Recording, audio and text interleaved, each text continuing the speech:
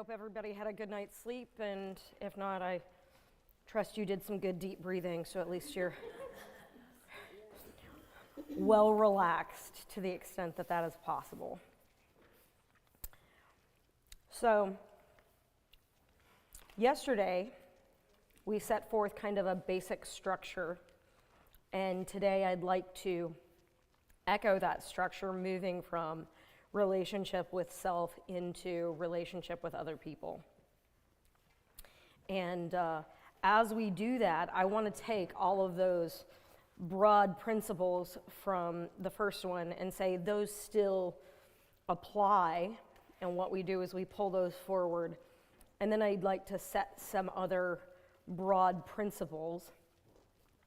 And again, since I'm not primarily a theologian, I'm going to make those points. I'm going to drop some references for you guys to go look up on your own time if you'd like. But I think these are, again, points around which there will be broad agreement within a group like this. So we start with image bearers who are fallen in a sanctification process, and what are we going to see when we see those things? So we take these individuals and then we move them into what are those individuals designed for and fit for after they've cared for themselves, after they've done the basics of tending to their own person. What are they made for? And time and again, we see the answer is we are made for community. We are made for interconnectedness and relationship. And when we look at the broad spiritual substantiation for this, I have just two real simple points, and I think there are going to be head nods all around. If somebody's wondering where that comes from and how that's rooted in Scripture, I'm just going to say we can look at the Trinity. I'm not going to unpack that. We don't have that kind of time. Talk to your pastors if you're unclear, but we can look at the Trinity and from this glean that the Godhead itself, the God self, is itself relational in structure and nature. And going back to speech one, we as image bearers are also inherently relational in nature. And we are designed for relationship with that Trinitarian God. And then secondarily, we are designed for relationship one to another as human beings. The Old and New Testament have tons of substantiation for the interconnectedness of one man to another. I'm going to give a bunch of scripture references. Feel free to look them up on your own time.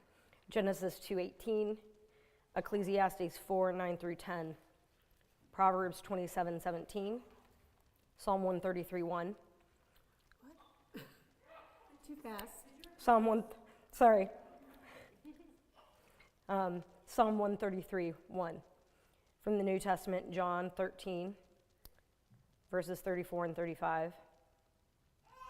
Romans 12, 4 and 5. 1 Corinthians 12 through 14. Hebrews 10, 24 through 25. Ephesians 4, 2 through 3. Galatians 6, 2. There's more. I've got more if you want them. All of these, again, constitute a corpus that demonstrates certain things, right? We are image bearers, created by a Trinitarian God who then, throughout the corpus of what he's given to us, says, go be relational with one another. So,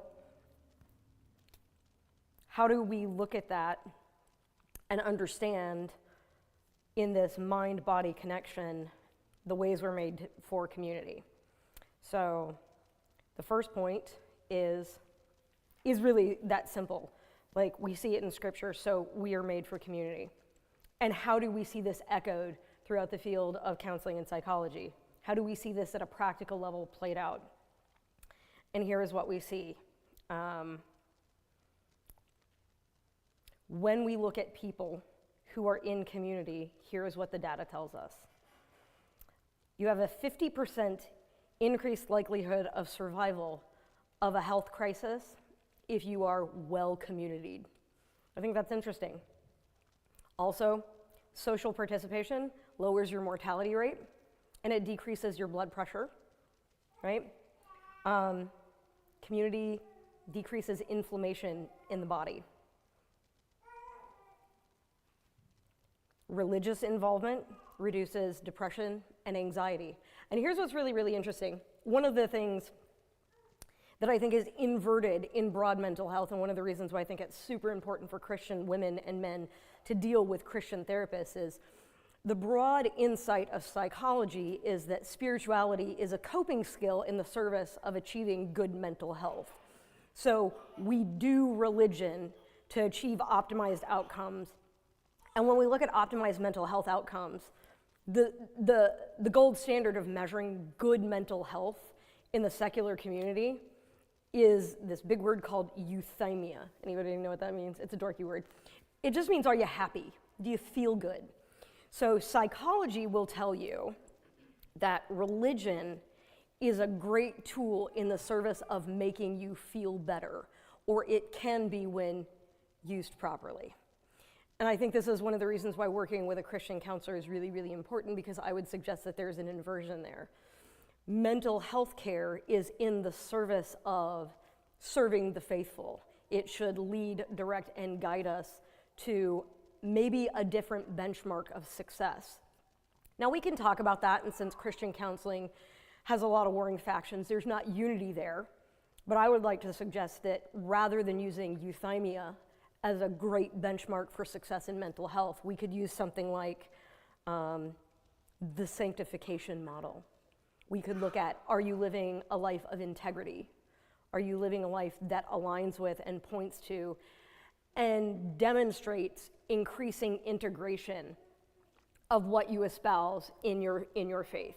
So I would like to suggest that this is a key difference between working with a secular counselor and working with somebody that has bothered to unpack the ways these things work together and the ways these things don't. I'm not trying to plug for my profession. I'm trying to say that when we look at the research data, all of the data is geared towards using religion as a way to make you happy, as opposed to looking at how can we use the pursuit of working with the grain of how the human person is created to make them more often more happy, but make them consistently more integrated. Does that make sense? Everybody kind of tracking with where I'm going on that? But what we find is, even though not everything in religious communities, and religious communities in mental health get a huge bad rap, even though data suggests that it does correlate with health, the reason it gets a bad rap is because people can have really negative experiences inside churches. People can have profound experiences of feeling shamed, feeling outsided. There's all kinds of negative stuff that can happen in and through that. And mental health really tends to focus on those negatives while being like, but if you use religion well, it can help you accomplish that end goal. So I think there's some reorienting, but I think if you reshuffle the data, what you find is people of faith are more happy more often. They're not always happy, and there's certainly injury and bumps and bruises along the way. And I think if you go back to that original framework I suggested, that's exactly what you would expect to find.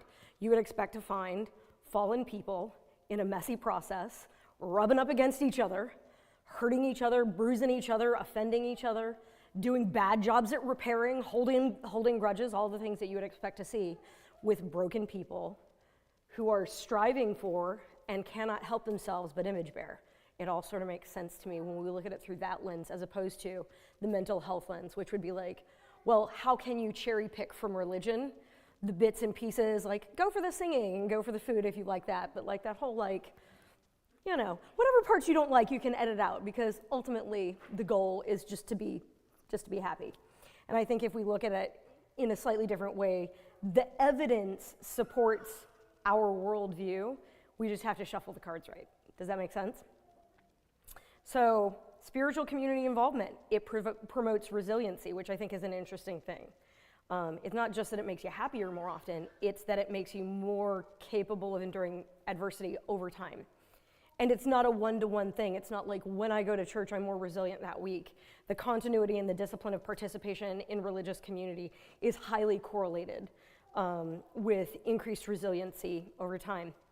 It's also highly correlated with increased life satisfaction.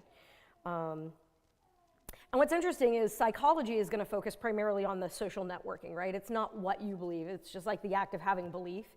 And there is some truth to that in the sense that if you look at atheists or agnostics that are unanchored to any particular value community, they are going to, on average, statistically be less satisfied with their life than Jews or Muslims or anybody that has any sort of overarching grand narrative.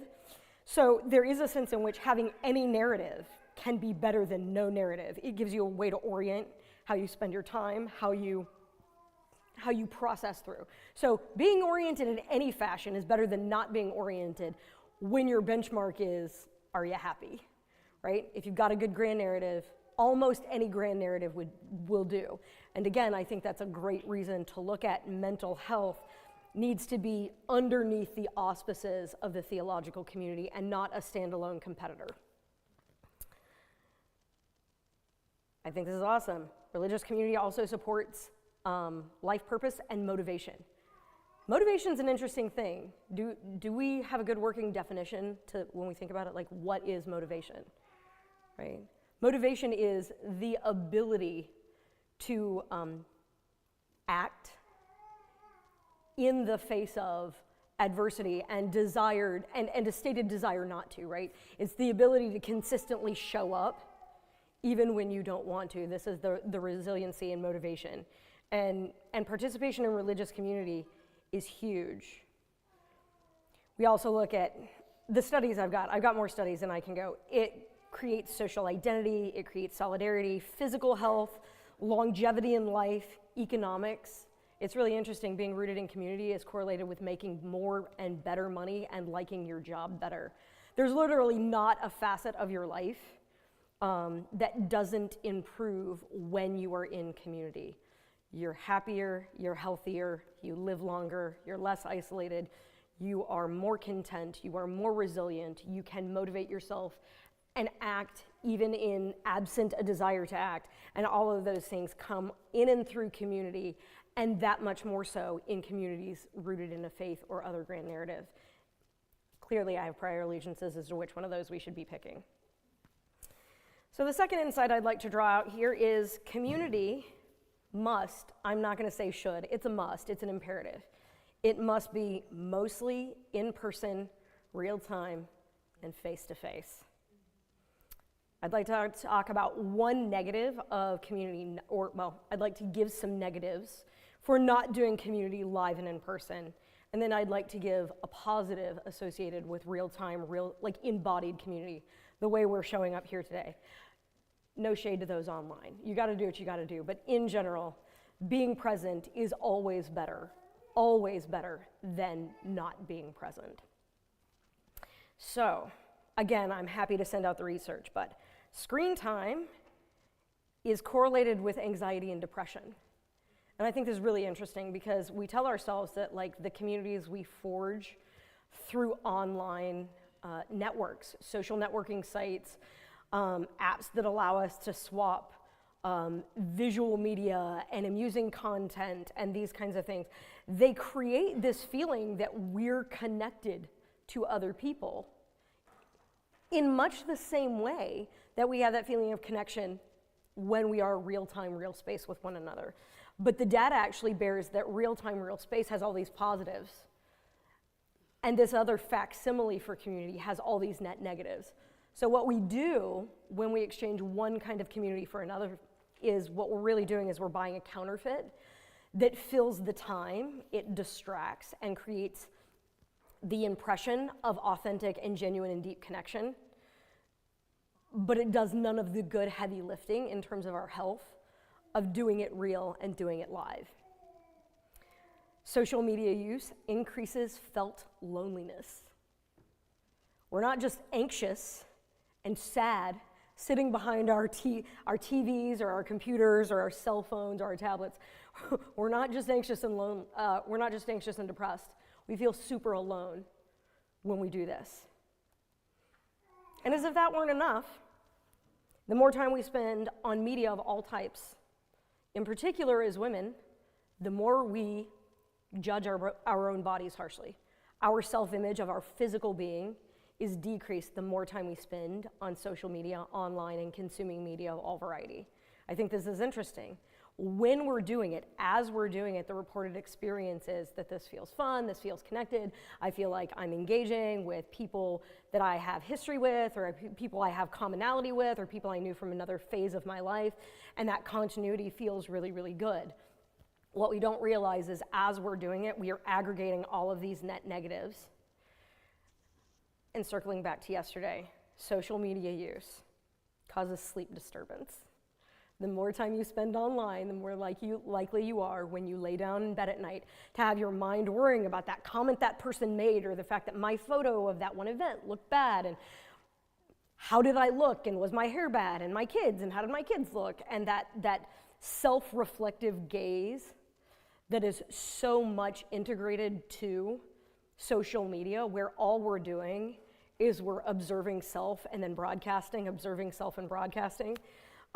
That creates huge disturbances in our sleep because we're anxious, we're depressed, we're lonely. There are negative physical impacts. Your physical health declines. It's correlated, screen time use is correlated with obesity. Cardiovascular health declines with the more use. Musculoskeletal decrease, right? Bone density decreases if you're just a sedentary sloth sitting there, doom scrolling, right? Again, there's more research on sleep. You are less physically active, so we see poor outcomes, but it's moderated by you're less likely to move your body. The more time you spend doing one, that tends to be time you can't spend doing the other. I like this, because one of the big arguments for screen time can be, well, it's a great way to learn, it's a great way to educate. Increased time on screens of all varieties is connected to decreased academic performance. So even the big myth that this is going to make us more informed, more capable as thinkers doesn't seem to be true when we look at people over lengths of time and in mass. It also decreases attention span such that the time we do spend focusing is less and less and less and less. And perhaps the most important, given that point one is we're designed for community, perhaps the biggest negative impact we see is online time decreases real-time, real-face, real person-to-person social development. The time you spend doing this feeling like you know how to navigate the social world is actually time you spend learning something that is a counterfeit and actually diminishes your functionality real time. I think that's interesting. So there's a zero-sum game associated with this. It's not just that it's bad, it's that it actually pulls and draws and diminishes your capacity to do the other over lengths of time. So when I say that social worlds must be face-to-face, I think it's not an opinion. I think it must be that if we are to steward our time and our community well, it needs to be face-to-face and person-to-person. If you'd like, I can send out, I've got like 40 studies on the negative impacts, and it's all, like, it's pervasive. There isn't a facet of lived existence that isn't negatively impacted the more time you spend online and the more different media you intake. It's just super, super clear. There's also something interesting that happens when you consume a lot of broad media that isn't social media, because some people are like, I don't mess around with those sites. I'm a nerd. I watch the news, I read scholarly articles, I'm online getting real good, hard information. So I'm informed. I'm not a doom scroller, I'm a judicious user. Which sounds great in theory, but functionally speaking, it doesn't hold up. A scholar named Neil Postman wrote a book, and the theory of his book was that the more we are able to communicate across time and distance, the more information an individual is allowed access to that has nothing to do with them, leading to feelings of disempowerment, leading to feelings of helplessness, and quite frankly, making for people that are in gridlock. Essentially, there's so much data coming at them about so many things that they are uncontextualized in the real embodied sense, that what happens is we shut down and we don't do anything at all. And the best way to think about this conceptually is think about national politics. I'm not saying partisan politics. I'm saying when we look at national politics, overwhelmingly, most people know who's running for president. Most people also, it's like in the tens, it's like 10 or lower percent, know who's running for their local town council, or know who's running for regional, local, who's your local judge. And here's what's interesting, when you look at quality of life day to day to day, the people running I tell you what, the president does not impact my life nearly as much as who's handling sanitation and at what cost. And right, like these day-to-day, like the local level, we are so inundated with broad big picture data that most of us don't think to, volunteer for a local thing that would literally impact the world and the community that you embody day to day to day. We are so overwhelmed and glutted with data. And we see this on social media all the time, people that are out there reading, right? They're expressing empathy for wars that are happening in communities that we know nothing about and the injustices. And I'm not saying we shouldn't do anything about those. What I'm saying is, as a ratio, what the internet allows us to do is spend so much of our time looking over there that when we disconnect, we don't even think to show up right here. And this is a huge problem. The deterioration of the social fabric of society writ large is rooted in the information to action ratio that is so stilted towards information that pretty much nobody thinks to act in the here and now. It kind of all feels like a problem too big for me that somebody over there that's a subject matter expert is going to handle. But the reality is, our worlds, our days, our communities, our lives would be better if instead of spending time reading on news sites and listening to pundits and blogs, we spent that 45 minutes volunteering for Big Brothers Big Sisters, or volunteering to beautify a local park, or literally any other thing where we show up and make a meaningful contribution at the most granular level. So those are the negative impacts of doing community, not real time, not real space, right? And I could go on and on. There are books, there are volumes of books, easy for me to say, on just that topic. But let's talk about what's a good reason, what's a good, positive, affirmational, what's something I can get excited about? Now here's what's interesting. Some of y'all are gonna get excited about this and some of y'all aren't, because everybody's wired differently, but here's what I think is interesting. When I say this is one of the big reasons you need to show up real time, real space, doing real community, whether your reaction is like, yeah, that makes total sense, or your reaction is, that is one of my least favorite parts of social life, real time, real space, when we look at the data, even people who aren't highly motivated, these things are still good for you, even if you don't enjoy them. One of the best reasons to show up real time, real space, and do face-to-face embodied community is it allows you to touch people. I don't mean psychically. I mean like, when you're in line at Walmart and that person stands a little bit too close and then you fumble and you guys rub up against each other, embodied touch is a tremendous, tremendous part of social worlds, and its absence has huge negative health consequences. It has huge negative psychic consequences, and it's something, the more we become electronically moderated, that we are horribly, horribly bad at. And we are so bad at incidental proximity that what we end up doing is there's this weird inflection point. And this is perhaps the most interesting study I read about social withdrawal related to COVID. During COVID, they found a meteoric increase in the use of hookup sites. Did you know this? Like during COVID, people were so starved to be proximal that they would randomly hook up with strangers because they didn't know how to get it any other way. And there was all this interesting data about why people would go there, what they got from it, but what we really found was, if you are so lonely at a certain point, you'll trade about anything to feel like you're not alone. And one of the primary ways we do this is through touch. So that incidental sense of that my physical edges connecting with somebody else's physical edges, the dearth of that has genuine negative mental, physical, and in some cases, disease risk, right? Like how profound an insight that we are so needy to be proximal, that pack animal moment we have when we're in large gatherings, that if we can't find it, we'll sell ourselves to get it. I think that's a profound insight about the human person. I'm not saying it's right, by the way. I'm not trying to legitimize or justify.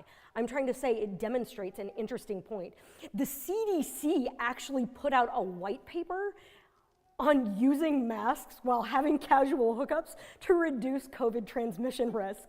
This is how bad it got. No, you can't make this stuff up. That's bananas. That is bananas that people were like, well, manage your risk, but it's totally like, if this is what you gotta do to feel connected, you do you, friends. Like this, like our government at work was like, well, wear a mask, friends. Safety first. You know what I mean? Like this is insane. Okay, so let's talk about the data when we look at the data relating to health and touch. Touch therapy reduces anxiety and depression. I know, it feels like I'm saying the same thing over and over. It's true though, when we look at it, access to touch, we can observe touch lowers cortisol levels. As we know from yesterday, cortisol increases stress, increases obesity risk, right? Like there's all kinds of negatives related to the stress load associated with aggregate cortisol. And routine touch lowers cortisol. Not surprisingly, it lowers stress load writ large. Also, emotional regulation, right? Anybody that has a neurodivergent kid, a lot of times what you will know is some of the best ways to calm your neurodivergent child is through the use of physical touch. I'm going to give a safe place for you to be restrained, not so I can dominate or control you, but so that you can feel regulated and so that you can have a sense of safety. So emotional regulation is increased by routine, safe touch. Social bonding is increased through routine, safe touch. So we are more bonded, we are more capable of self-regulation. Not surprisingly, affectionate, and as ladies, we will all know that affectionate is not a placeholder for sexual. Affectionate touch enhances relationship satisfaction and a felt sense of security in that relationship. Have you ever been walking down the street or sitting in a social setting and in your head, with no knowledge, you see people out and about as couples and you get a vibe like there's something not right in their relationship? That largely has to do with what is known as haptics. So haptics is the study and research of the use of proximity and touch. We, at an embodied level, when we see these people out and about, and we just get that vibe like something not right or they're not in a good place, largely that's through the use of close proximity and touch or the lack thereof. Oxytocin. Everybody know what oxytocin is? Oxytocin is the bonding hormone. It's also the feel-good. It's highly correlated with feelings of positivity. Oxytocin is super, here's what's interesting. In married couples or in partners, kissing for 6 seconds releases enough oxytocin to be roughly $150 of really high-quality street drugs. It's super cool.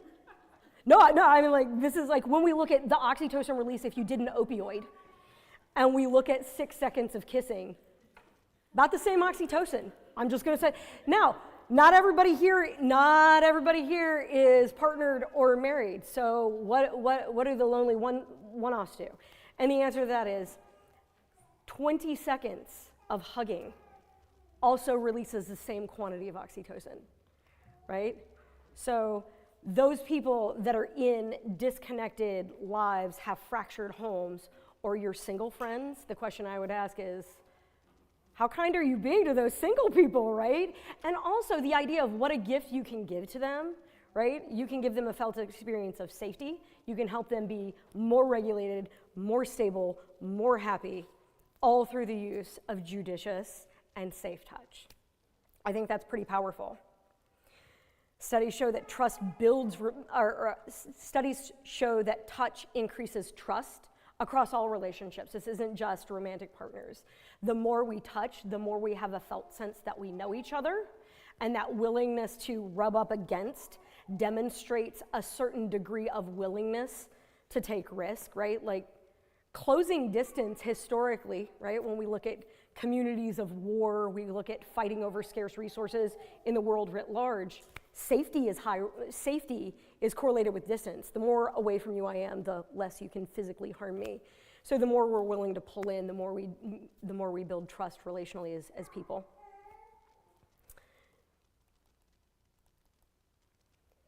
Again, I have more studies. Oh, infant-child bonding also is almost, it's not the only thing, but one of the huge mediators of that is also touch. So cradle to grave, touch is related to physical health, it's related to mental health, and it's super related to community health. It lowers your blood pressure, it lowers your heart rate.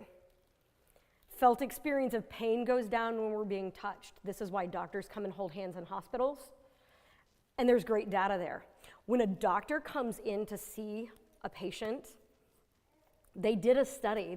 This is duplicatable, and it has been duplicated. They've had doctors do it, and they've had clergy do it. When they come and visit somebody in the hospital, they had them spend the exact same time, right? They literally would enter, and they had a buzzer, and so they were prompted, and they were only with every patient for the exact same amount of time. Randomized, right? So nobody got to pick. It wasn't blind, but it was randomized.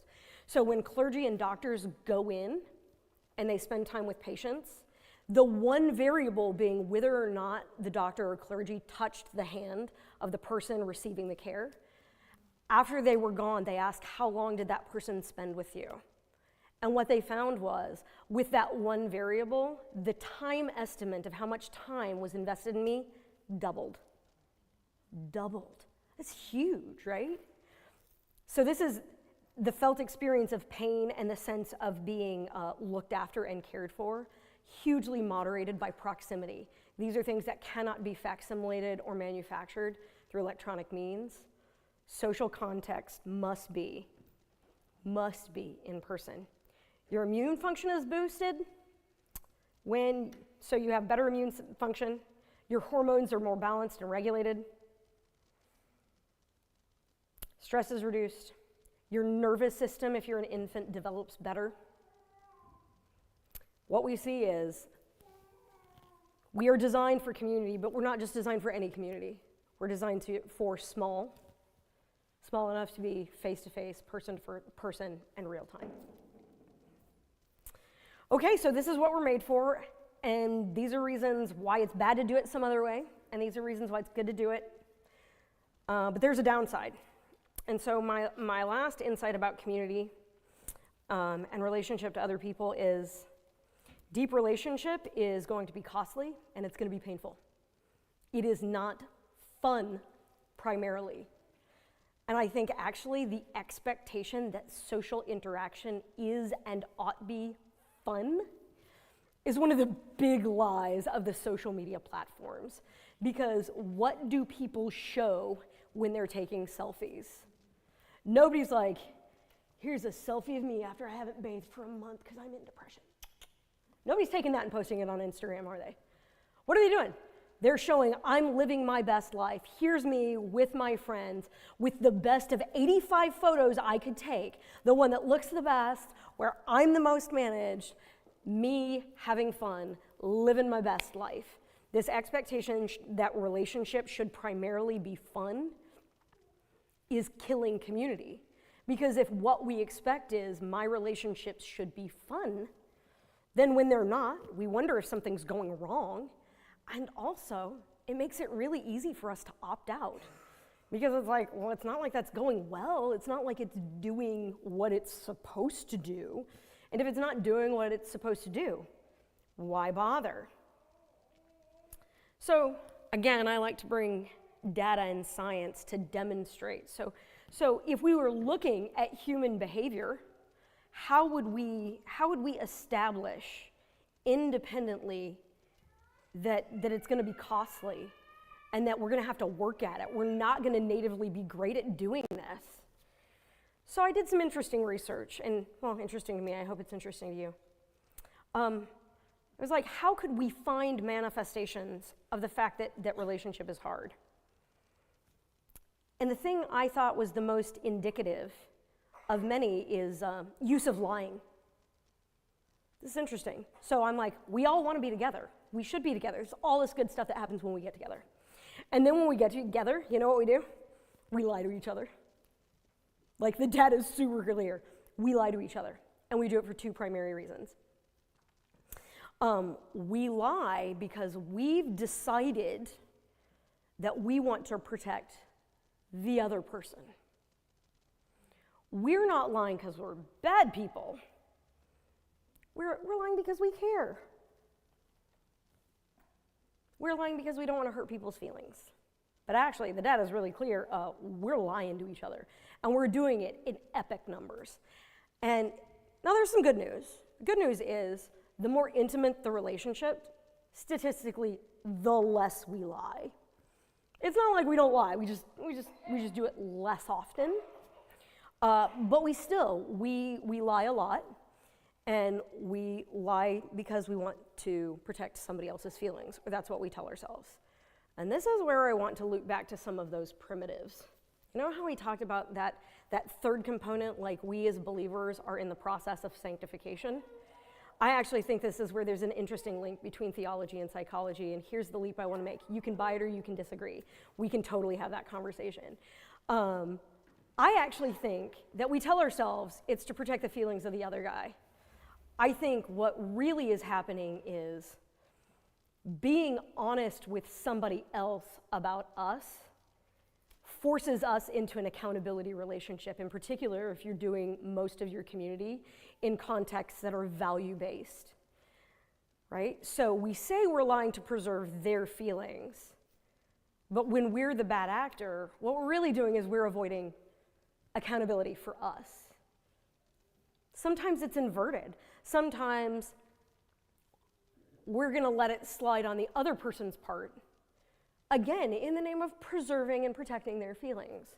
And I think that that's the exact same thing because, you know, just like I lie because I don't want that accountability because that feels invasive and pinchy, being the person that holds somebody else accountable, also super uncomfortable, super awkward, super energetically and emotionally expensive. So you know what? If I can just kind of have this like little white lie over here, I don't have to do all that work to you, and I don't have to let you do all that work with me. We're lazy. We lie because we're lazy. We're super lazy. It's so much easier to tell a half-truth, lie by omission, or commit what seems like an innocent social lie, right?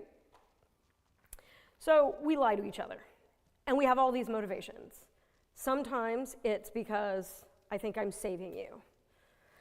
But then we have less good motivations. Appearance management is a huge one, right? And again, we lie to ourselves to get to the appearance management lie. And here's what that looks like. Well, you know, that person looks up to me.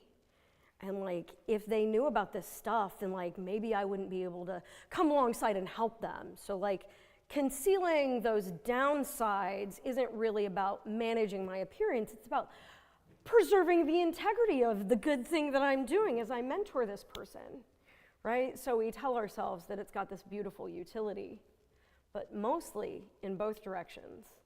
We want to appear nicer than we are. We want to appear safer than we are. We want to appear more effective than we are. And when we see those deficits in others, we think, man, that's going to be a lot of work to have that conversation. And we just don't want to do it. Like, it's really clear. So when we look at the data, and I've got like several, right? What we find is we get together and mostly we're just not really honest. We're not honest with ourselves. We're not honest with other people. And we really, really don't want to be, right? And that's kind of hard to admit, right? It's kind of hard to admit that like I want all this closeness. I want to be seen. I want to be in community. But the problem with closeness is the closer you are, the more you can see my flaws, the more I can see your flaws. And so what we want to do is we want to do closeness and then just turn a blind eye so everybody can just kind of do low cost, high contact community. And we're really good at it. I can send out the research if you want to look at it, but this is the insight. We're terrible at this, okay? The other way we just know that it's costly and hard is for all the facts that when it comes to us and the relationships we have, information about us, and information that might cause us to have to confront somebody else, we lie a lot. But the inversion of that is, in particular, so hear this, in particular in tight bonded community, the closer people are, the more this is true. While we want all that distance, all that privacy, all that management of appearance, we love to gossip about the other guy behind their back. We are so good at it. We love it. And as a matter of fact, it is so pervasive in tight-knit social groupings that standard psychology, secular psychology, will talk about the positives, the upside of gossip, right? They'll be like, gossip is actually pro-social. Gossip is good. Now, why would gossip be good? Well, if the benchmark for mental health is feeling happy, you want to know what makes almost everybody happy? Trashing the person not here that I don't actually have to fight with, I don't have to hold accountable, I don't have to do any of that back-end work, but I can rip them to shreds and feel morally superior, and then you guys can affirm me in the rightness of my values, the rightness of my perception of injustice, and then together we get all kinds of great positive happy hormones as we have mutually agreed that we're great people because we have better values than that guy. We do it all the time. And this is why community is hard. Because the closer we draw in, the more we want to do that about the people we're in community with that are on the farthest margin from us in that social sphere.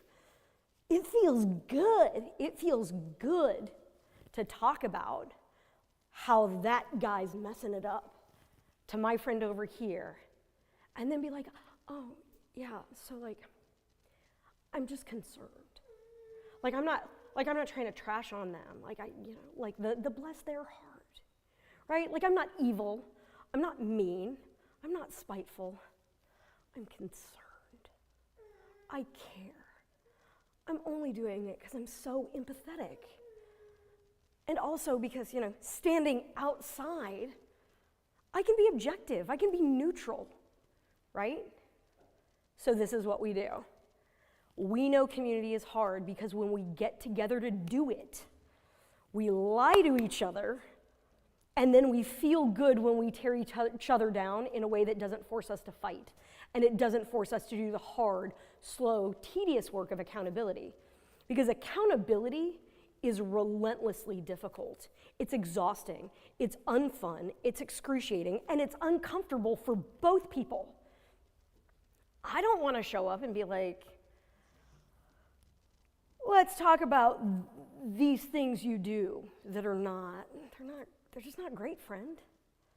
And when somebody has to say that to me, and I say this is somebody who spent 8 years post-high school learning how to communicate well and learning how to communicate constructively, do you think my knee-jerk reaction every time when somebody's like, here's what you do that's wildly sinful, totally self-destructive, do you think my first reaction is to be like, thank you so much, what a gift for you giving me that, and that must have been so hard for you to say that, thank you, you must really, really care about me to say that to me. No, what is my first reaction? What is everybody's? It's not like you're so perfect, right? What about the stuff you do, right? This is our first impulse. It's Garden of Eden fig leafing at its finest. Somebody's like, hey, here's what I see, and it's like, well, you suck too, okay? All right. And then we use that as a way to create distance because in the aftermath of that, you don't like me very much, I don't like you very much, so what we're not going to do is that slow, daily, disciplined walk of accountability. This is what it looks like.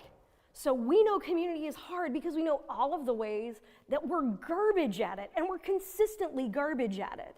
Now, I'm not trying to excoriate you, I'm saying I'm garbage at it too. But when we look at, back to those 3 base principles, right? We're image bearers, right? And we're fallen, and we're in this sanctification process. I think this is where we look at the personification, the embodiment of the sanctification process. My job is to show up and be a terrible accountability partner, not be the gossip person to you. And my job, when you come to me and are like, hey, so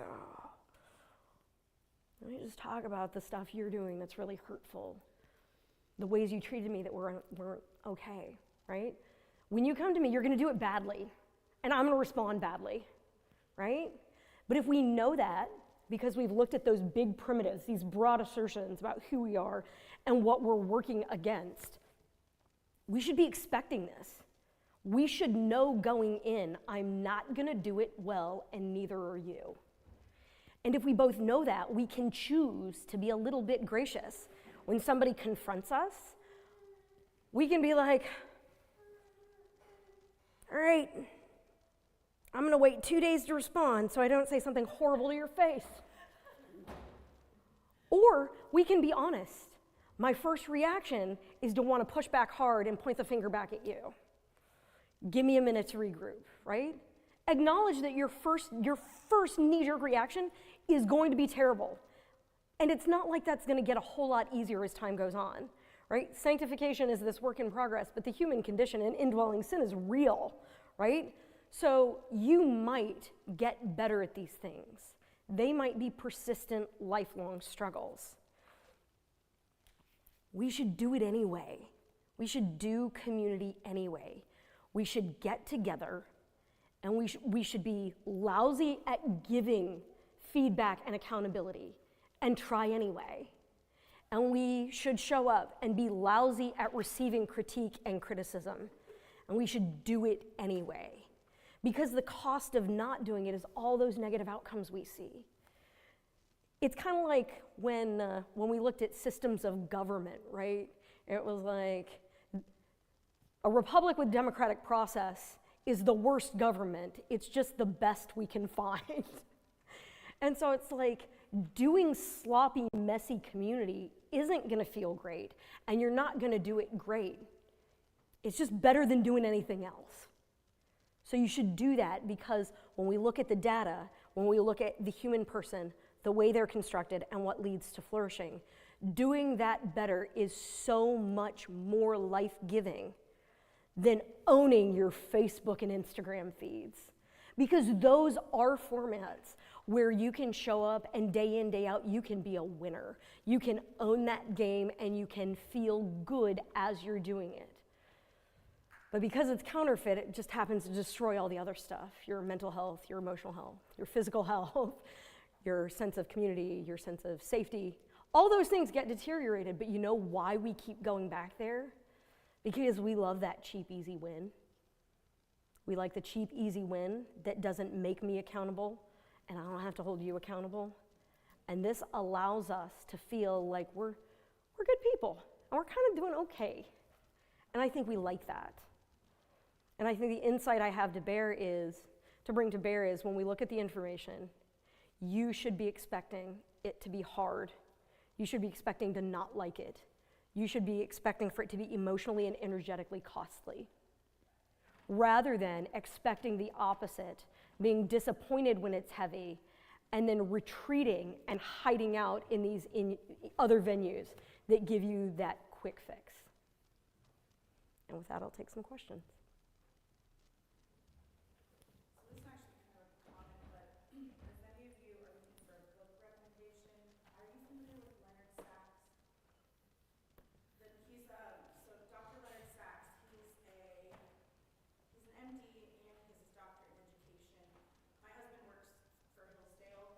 Oh. He came and did professional development for the teachers at... I'm not familiar with him, but I'm always looking for resources. So Dr. Leonard Sachs has 4 excellent books. One of them is called Cooperative Parenting. There's one for boys and ADHD called Boys Adrift. There's one for girls and anxiety. And I just listened to Cooperative Parenting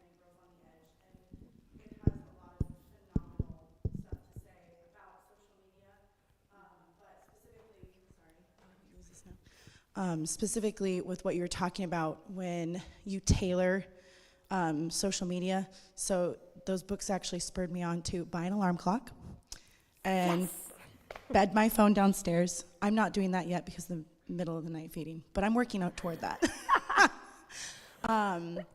But specifically in speaking about teaching our children resiliency in social situations. So that caused me to like get rid of my social media.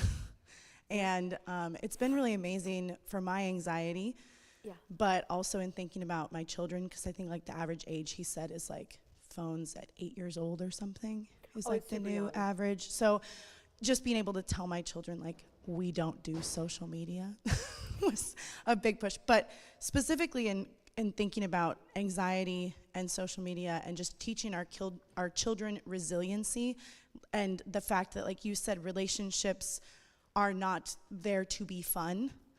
I think that was something that was never really conveyed to me. There wasn't this sense as a child that like I need to do things dutifully. I even think of, it's tangential, but my understanding of the Sabbath growing up, I didn't grow up in the RP church. And it was just kind of like, well, if I don't feel like going to church, like my sister in 5th grade didn't have to go to church. And now she's not walking with the Lord. And so just this sense of like, we need to do these things even when they're difficult because the Lord has called us to them. So like, I need to, honor the Sabbath. I need to be in community because that's the way that God made me to be. And I need to be vulnerable in relationships, to an extent. So anyway, the book, specifically Girls on the Edge, just talks a lot about what you're saying specifically in relationship to social media and real face-to-face like adversity that comes with relationships and the way that can help actually abate anxiety. So I don't know if you have anything more to say specifically to that, but I Girls actually on do. the Edge So is the book. if you want to be terrified about letting your kids be on social media, read The Anxious Generation, read iGen. These are not Christian scholars, these are secular scholars. And I actually love that these are secular scholars, right? This isn't like, hey, Christians are Luddites. These are academics that have no prior allegiances, and they're coming out and they're saying, the data's super clear. Like, if you would like for your young women to develop an eating disorder and be at high risk for suicidality and depression and at high risk for early onset sexual activity, get them on social media. I'm serious, like it's a super effective recipe to get a kid that has a disordered relationship with their body, a disordered relationship to food, a very, very skewed sense of self that is almost 90% hinged on their sexual self, and then the remaining 10% hinges on social affirmation of female peers. Like, it's delightful. We should definitely be putting our young women in social media. And with men, young boys, social media is less. It's increasingly impactful, but it's less. But then when we look at gaming, I don't know if you know this, they have psychologists. They have like literal MDs who look at neurology, brain structures, dopamine, and other reward brain chemistry, and video games, and in particular, massive multiplayer online gaming. I'm not talking about like Mario Brothers old school where it's over in 10 minutes. Those gaming platforms literally get medical doctors so that they can optimize the ratio of dopamine reward due to wins in the face of perceived challenge. And the whole point of those games is to optimize use time. So with young men, it's not that social media makes them want to never eat again and feel shame about their body. It's that consistent, reliable, intermittent reward of dopamine can cause them to not care about literally anything else in life at all. It is so good to feel good predictably and reliably. It is so good to feel psychically victorious, reliably, consistently, in a way that demonstrates some kind of skill so it feels like I'm great at something. It's weird that we have men who feel like conquerors on a platform and can't manage to take out the garbage. I just think this is interesting. So with young men, go ahead. Give them access to gaming. Give them access to other content-driven sites as opposed to social-driven sites. And you won't have depression and anxiety. What you'll have is raging apathy. Just raging apathy. So yeah, please educate yourself. Some of the books that I recommended on the book list address these things. But yeah, the outcomes are terrible. And there's great research to substantiate that. So the more off-grid your kids are, the better. Any other questions? Hold on, wait for the mic. Apparently the folks online can't hear. Oh, sure.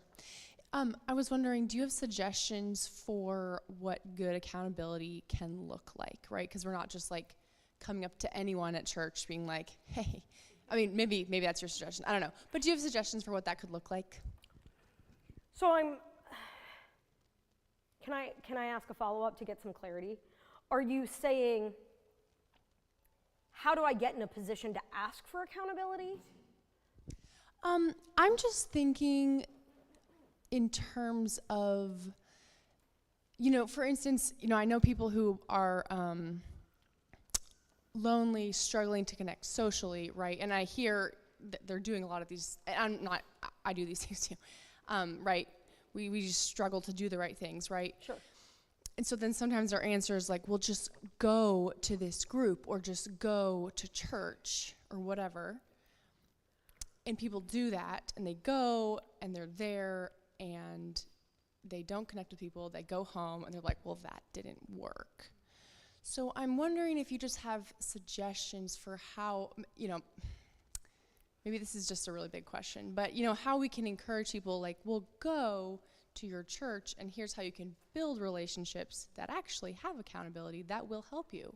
And maybe you'll be accountable, help other people also be accountable. I want to make sure I understand what you're saying. You're saying, I have people in my life who some of the stuff you're talking about, it feels like, that's what I'm seeing with them. Mm-hmm. So you're like, so at a practical level, what do I do, right? Like, how do I help these people, right? How do I? Yeah, sure. And it's so, sometimes I'm interacting with people who aren't in my church community, right? So I'm trying to help them also. Okay. Envision how they can be a part of their communities, right? Okay, yeah, okay, so I would say, let's go back to what I said in the speech, which is, right, accountability is costly. So if you've got somebody that's always saying, yeah, I want to go to church, I want to show up, and they keep not showing up, then you, rather than being like, go find somebody else, like, and if you knew more people, you could find, you do it. If they're talking to you, you show up and be like, okay, all right, so I'm going to come pick you up. Right? I don't want you to have to do that. No, I don't have to do it. But you're not going to come if I don't. So, am I picking you up before Sunday school or before the main service? Right? So, figure out one shift they could make that would be meaningful. And be the person that comes alongside them to help them accomplish that one thing. Right? So you don't have to solve the whole puzzle, indeed no one person, right? Like that's the insight, like we're not gonna solve it. But what we can do is we can be resources to one to another. So it's like if you see somebody that's socially disconnected and you say, well, but there's this and there's this and there's this. Telling them that isn't accountability. Saying, I'll go with you. Or when you go, call me as soon as you get out. And I'll come over and we'll talk about it, right? You be the apparatus that creates change in that one place. And start with one, right? I think that might be another insight in terms of the come alongside. What happens is we look and like, disorder begets more disorder, right? So you see somebody that's not connected well socially and other facets of their life aren't doing so great either, and it can become so overwhelming, and it's like, well, so what do I do? And it's like, slice it thin enough to where you can get them to a yes, and then come alongside them to get them consistent in one yes. And once you've got one yes consistently going, then that no longer needs to be what we're doing this accountability thing about, and we can add one more thing. And this is how we grow together. I think a lot of times we get tripped up because we want to do the Dr. Phil total makeover style healing for our brokenness, but that's not how it's going to be. It's going to be like, oh, well, last year you were in church once every 6 weeks, and through me painstakingly calling and texting and emailing and driving, you came double that amount the next year, right? It's painful. It's slow. Start small. Stay focused. And rather than saying, oh, yeah, you need this, be it. You do it, right? Don't look to somebody else to do it. What can you stand firm for that other person, right? What can you at a practical level be a support for? And then do that, right? I wanted to comment, like if the person's actually there praying together and being part of a prayer meeting and actually asking to be prayed for your needs. Oh, I'm sorry. Forgot the people online. Go to prayer meetings and actually ask to be prayed for your needs, because that encourages other people that you have problems in your life and that you need help, and vulnerability encourages vulnerability, and then we all know that we have problems, and that does develop the closeness and builds relationship. I think that's a good insight, being prayed for, praying for. And another thing along with that, you talked about like you're being transparent and you're being vulnerable. Another way that you can come alongside is by joining with, right? Somebody comes to you and says, I'm really struggling with X, Y, Z. And we often think, well, that's not my struggle. I don't know what they need. And this is an area where I think we get like myopic about it, right? Our vision is too small. Because their struggle doesn't have to be your struggle for you to struggle with them, right? I work with tons and tons of people that have anxiety. Now, I got 1,000,001 issues, but anxiety has just never been, like, it's just not my flavor of disordered thinking. I have others. Well, I mean, everybody has to have their own skills. So the fact that I don't have anxiety does not mean that I can't be a great partner. Because while I don't have anxiety, here's what I know. They're going to be like, so when these things converge, I feel overwhelmed and I get lost and I get paralyzed. Okay, well, when other things converge, I come to a place where I feel paralyzed. I come to a place where my thinking isn't clear. I come to a place where I feel helpless. Not because I'm anxious, but because like I take a different route, but I come to the same destination of like, this is messed up and I don't know how to fix it. So just because you're anxious and I'm a blabbermouth doesn't mean that we can't help each other out. It just means that rather than getting hyper-focused on the granularity of the struggle, I hear that you struggle, and I hear that that's kind of fundamentally the same, right? There's a thing I know that I want to do, and I'm not doing it, and when I do it bad. Okay, we're the same. We're the same in that, right? So join them not on the weak. Join them on the universality that we all have the place of weakness, right? And that can allow you to be a much deeper support, even to people that have problems that you're like, yeah, that I don't know why that's a struggle for you, like at all. Is that helpful? Any other? Got another one? I was just going to say something that I found has been great since having 4 kids under the age of 6, is that if I create a relationship with somebody in where I'm in their debt and I need their help, I found that it is a much bigger encouragement for them to come than me just like begging for them to come to church. If I say, hey, my husband's preaching tonight and I'd love for you to hear him. Also, I have all 4 kids in the pew. Will you please come and help me like wrangle my preschooler? They feel needed and wanted, and I don't know, I found that it's more likely they're gonna come because at that point they've agreed to something. And I don't want it to sound like I'm like manipulating the situation, but we know that we love them and that we want them to be there. And I will also be helped. And also, you should be under the preaching of God's word because it's the Sabbath, and this would be like mutually beneficial in all ways. But if I can create that indebtedness by having like a practical need met or like asking for them to pray for me or whatever. I've just found that it really cements that kind of, it can cement depth, a certain level of depth quickly in the relationship. I don't know if anyone else has felt that or experienced No, that. there's actually really good research that supports that. Like if you want to, if you're new to a community and you want to build bonds, the fastest way to build bonds if you're new and moved into a new house is to go to your neighbors and ask them, can I have a couple of cups of flour? I'm running low. When we ask somebody to help fill a need, most people are more comfortable giving than they are receiving. And so if you start by humbling yourself to receive from them in whatever capacity you feel like they have, like, can you give me a ride? Can you help me manage my number of children, right? If you create this like, hey, you've got something to offer me, that pulls people into a sense that they are needed in the social fabric. And the insight, I love how you were like, I'm not trying to be manipulative. The insight is they are actually substantively needed in the social fabric. You're not lying. They are necessary. They are integral. And the fabric is enriched the more people are woven into it. So even though you're trying to sort of say like, look, I'm not trying to be like Machiavellian about this. I'm not trying to be like, mwah.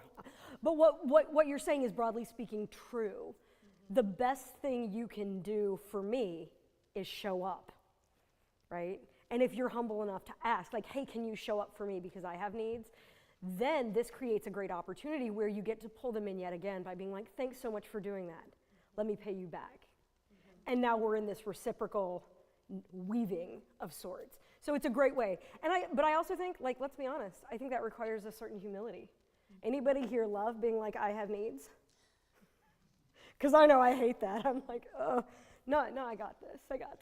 Everybody wants to have the I got this. But if you humble yourself and say, hey, I have a need. And I'll tell you something, this is true even when you are better resourced than somebody, right? There can be a reluctance if you have a lot of resources to ask people who have less money than you, ask people who have less time than you, ask people who have less education than you. It can require a tremendous degree of humility to go and acknowledge like you have something to give me that I can't give to myself. So there's a humility in starting that process, but once we humble ourselves, it can, if stewarded well, that can lead to pulling and weaving people in ways that are life-giving for both of us. That's true. Probably one more question and then we'll have to. I was just, can you either summarize or define what gossip is better? Sometimes I just feel like it's this whole big great.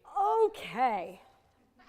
How do you discern that? Okay, so the question was how can we get a working definition of gossip? And the answer is, I actually have a really good working definition. So I'm going to give a bracket, and then I'm going to give the definition. So the caveat to gossip is this. Am I discussing this matter with the person in front of me because I, as a member of this community, am stuck in how I do this relationship? Do I have skin in the game and I need resources, perspective, healing, growth, something to help me understand how to navigate this better real time?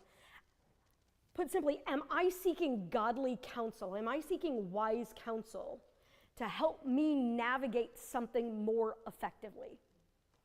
So if you go to your session and you say, hey, I overheard this in the bathroom, that's not gossip. You're like, I don't know what to do with this, okay, so that is seeking wisdom. And scripture is really clear about there's wisdom in seeking a multitude of counselors. So ask yourself before you talk about it, is this an issue where I, as a participant of a back and forth relational dyad, where I need assistance navigating that well or effectively? Now, if you are seeking wisdom in that is not gossip. Now, bracketing talking about a person behind their back for that reason, and I would say discernment's part of that, right? Like, don't seek wisdom about how to parent from the stocking clerk at CVS, right? Discernment's key here. So am I seeking wise counsel about how to navigate from a person that I can reasonably expect can give me resource. That is not gossip. Now, here is what gossip looks like. I am person A, and you are person B. I got a problem with you. If I am talking to anybody but you, that's gossip. So we talk about this, and in families, this is a huge part of the family systems work I do. So we've got A to B, so all relationships should be A to B relationships. If my relationship involves C, that's gossip. If I go to you and I'm like, well, let me tell you what she's doing that I don't like. Unless I see her doing a thing and I go, I am ill-equipped, but I know she's equipped. She's handled something. Okay, can you help equip me? But at that point in time, the thrust of our dialogue isn't she's doing a bad thing. It's how do I resource to come alongside, right? The thrust of the dialogue is a whole different thing. But if it is not A to B, and it is not to resource you for your end of this stuff, that's gossip. Don't make a triangle. Everything's a straight line. And by the way, not just in churches, do it in your adult families. Do this with your brothers and your sisters and your moms and your dads. It is so refreshing. The mental vacation you get to take when your brother calls you up and is like, do you know what mom did? And you go, no, and I don't want to hear either. If it's about mom, talk to mom. Or, you know what? Let's three-way and we can pull her on. Oh, you don't want a three-way? Okay, peace out. I'm done. If it's about her, I am not the one that can fix that. It's an A to B. I don't do C. All C action is gossip. Is that helpful? Sometimes the question I ask myself, like, because you can get distracted when you're talking to somebody and sometimes get pulled into gossiping, even when the intention is good. And I'll think, like, is this productive? Like what I'm saying right now, is this productive?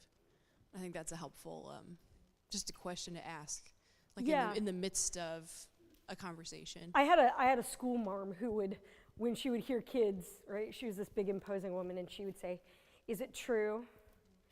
Is it kind? Is it necessary? If it ain't one of those three things, you probably should just shut it down. Also, I want to normalize that you're right. Sometimes you start with one and veer into the other. So it's not foul play to ask your conversational partners to hold you accountable. Sometimes it's really easy for me to slip into the sin of gossip. If you feel like I'm sharing more than I need to, feel free to stop me or point out that you feel like maybe this is better, like maybe I should talk to this session or something, right? Like, so we can mutually hold each other accountable, right? And the other thing is normalize repenting for it. I'm really sorry. And I'll tell you what, you want to know what will really, really make you stop talking about people? When you have to go to them and be like, hey, so I'm like really sorry, but the other day I was sitting at fellowship meal.